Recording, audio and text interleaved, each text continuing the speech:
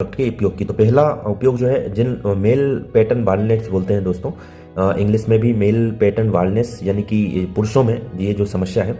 मतलब जो बाल झड़ने का तरीका, ये कह सकता हूँ हिंदी में। तो पुरुषों में जैसे जो ये समस्या जो है, पुरुषों में सिर जो अपना फ्रंटल हेड है, यानी फ्रंट सिर का ऊपरी हिस्सा जो होता है ना,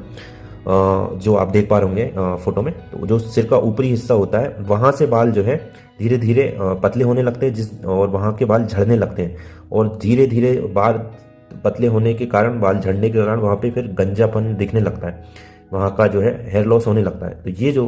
दवाई है मेल पैटर्न बाल्डनेस, जो पुरुषों में बहुत ही कॉमन होता है, उसमें ये जो कैसे काम करेगा, तो मिनॉक्सिडिल मैंने आपको बताया ब्लड के सर्कुलेशन को बढ़ाता है, जिससे जो हमारा फ्रंटल एरिया है, स्कैल्प है, वहाँ पे जो ज़रूरी न्यूट्रिशन है वो पहुँचने चाहिए, तो ये पहुँचाने में काम करता है। और ऑक्सीजन पर्याप्त मात्रा में मिलनी चाहिए, तो वहाँ पे ये दोनों काम करता है, ब्लड का सर्कुलेशन बढ़ाएगा। फिनास्टेराइड जो दूसरी दवाई है, डीएचटी हार्मोन, मैंने बताया डीएचटी हार्मोन को ब्लॉक करेगा, जिससे जो बालों के रोम हैं, हेयर फॉलिकल्स हैं, वो मजबूत होंगे और बाल झड़ेंगे नहीं, बाल झड़ना रुक जाएगा। ठीक है, तो पहला होगा मेल पैटर्न बाल्डनेस में। दूसरा, महिलाओं में बाल झड़ना, महिलाओं में बाल पतले होना में, ये जरूरी नहीं है कि पुरुषों के लिए उपयोग है, दोनों के लिए। महिलाओं में भी हेयर थिनिंग और हेयर लॉस की बात होती है, तो महिलाओं में ये बालों की जड़ों को मजबूत करता है, जिससे अपन ने बात करी हेयर फॉलिकल्स की बात करी, तो ये महिलाओं में जो है बालों की जड़ों को मजबूत करेगा, और जो हेयर वॉल्यूम है, डेंसिटी है हेयर की, वो भी बढ़ाने में मदद करेगा। तो दूसरा उपयोग जो है महिलाओं में बाल झड़ना और बाल पतला होना, यानी कि हेयर थिनिंग। होता क्या है कि जब बाल पतले होने लगते हैं तो वॉल्यूम भी कम हो जाता है, अपने आप में वो जो खोपड़ी है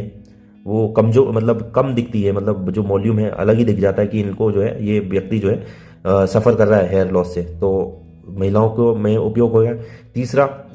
इंग्लिश में एलोपेशिया अरेटा बोलते हैं, हिंदी में मैं कहूँ तो इस जो धब्बे पड़ना, देखे होंगे आपने, एक कंडीशन हो जाती है खोपड़ी में, मतलब धब्बे धब्बे से एक पर्टिकुलर हिस्से से, जैसे आप फोटो में देख पा रहे होंगे, सिर में मतलब धब्बे धब्बे बन जाते हैं, और वो जो धब्बा बना है वहाँ से पूरे ही बाल चले जाते हैं ना, तो जिसको इंग्लिश में एलोपेशिया अरेटा बोलते हैं,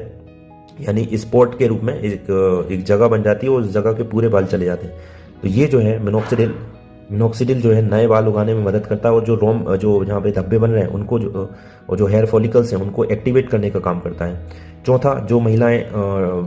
डिलीवरी के बाद, महिलाओं में भी बहुत कॉमन हो जाता है बाल झड़ना, जिस महिला ने बच्चा को जन्म दिया है, डिलीवरी के बाद जो है महिलाओं में होता क्या है कि हार्मोनल चेंजेस होते हैं, जब वो प्रेग्नेंट होती हैं तो कुछ हार्मोन काम करते हैं, फिर जब बच्चा डिलीवर होने के बाद में जो स्थिति होती है तो फिर हार्मोन बदलने लगते हैं। तो महिलाओं में डिलीवरी के बाद हार्मोनल चेंजेस के कारण बाल झड़ने लगते हैं। तो ये जो सॉल्यूशन है, मिनी टॉप सॉल्यूशन है, बालों को फिर से उगाने में मदद करता है, जो हेयर लॉस हो रहा है, हेयर थिनिंग हो रही है, उसको रोकने में मदद करता है। डीएचटी की हमने बात करी, डीएचटी इंड्यूस्ड हेयर लॉस, जैसे मैंने आपको बताया टेस्टोस्टेरोन से डाईहाइड्रो टेस्टोस्टेरोन जिन लोगों में बनता है, तो जिनमें मतलब डाईहाइड्रो टेस्टोस्टेरोन बन रहा है, तो जो डाईहाइड्रो टेस्टोस्टेरोन दो काम करता है, एक तो बालों के जो हेयर फॉलिकल्स हैं, रोम है, उनको कमजोर करता है, हेयर थिनिंग करता है। तो ये जो फिनास्टेराइड दवाई है इस हार्मोन को जो है बनने से रोकती है। तो स्वाभाविक सी बात है, अगर जब डाईहाइड्रो टेस्टोस्टेरोन नहीं बनेगा तो आपके बाल पतले भी नहीं होंगे, और जो बाल झड़ रहे थे, जो हेयर फॉलिकल्स कमज़ोर हो गए थे, वो भी मतलब कमज़ोर नहीं होंगे, स्ट्रॉन्ग रहेंगे, और जो हार्मोनल इम्बैलेंस हो रहा है वो भी सही रहेगा।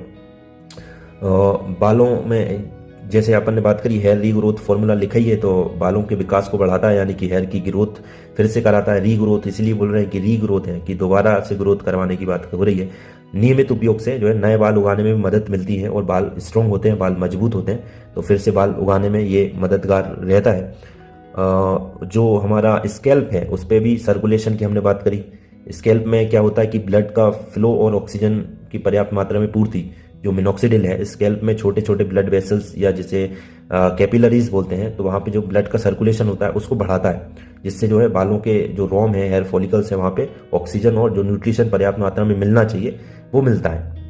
ठीक है, तो ये थे इसके संपूर्ण उपयोग। तो और अपन ये भी बता दूं